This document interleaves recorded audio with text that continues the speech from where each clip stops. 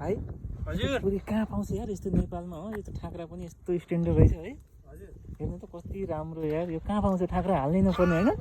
यस्तो बनाएर गरे त मैले बाहिर विदेशबाट सिकेर आउनु भयो यस्तो के हो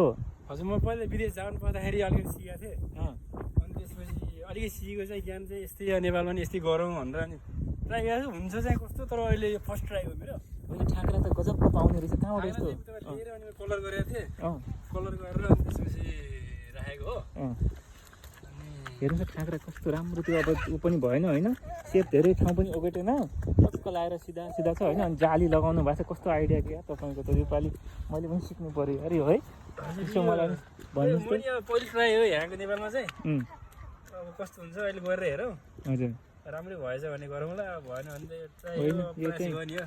यो के भयो भने ओजेल पनि भएन केही पनि भएन होइन सिधै जाली लगाउनु भएको छ हजुर ठक्क यो सरियालाई पेन्ट यो गरेर जाली होइन चाहिँ कस्तो भने जस्तै अब यहाँको यो तितेगरला भयो होइन हजुर अनि त्यसपछि काँक्राहरू भयो जालीदेखि अब पछि मुन्टा त निकाल्ने यसो यसो जान्छ कि माथि जान्छ हजुर सबै बाहिर भित्र केही हुँदैन सबै कुरा बाहिरबाट चाहिँ बाहिर निकाल्ने ए, बाहिर निकाल्ने सट्ट जस्तै यो बोडी भयो नि त हजुर बोडी सबै यताबाट जान्छ सबै कुरा माथि जान्छ क्या अँ। भएको जति माथि गएर मिलाएर टक्क लगाएर अनि बाहिर बाहिर घुमेर टिप्ने अँ। अनि खाने त्यसको लागि चाहिँ गरेको कस्तो चाहिँ हेरौँ अब ल अलिकति लगानी गरिराख है ल हस् हस् अब यस्तो छ ल हेर्नुपर्छ पछि के कति फल्यो है फल्यो भने पछि फेरि हारौँ न ल हस्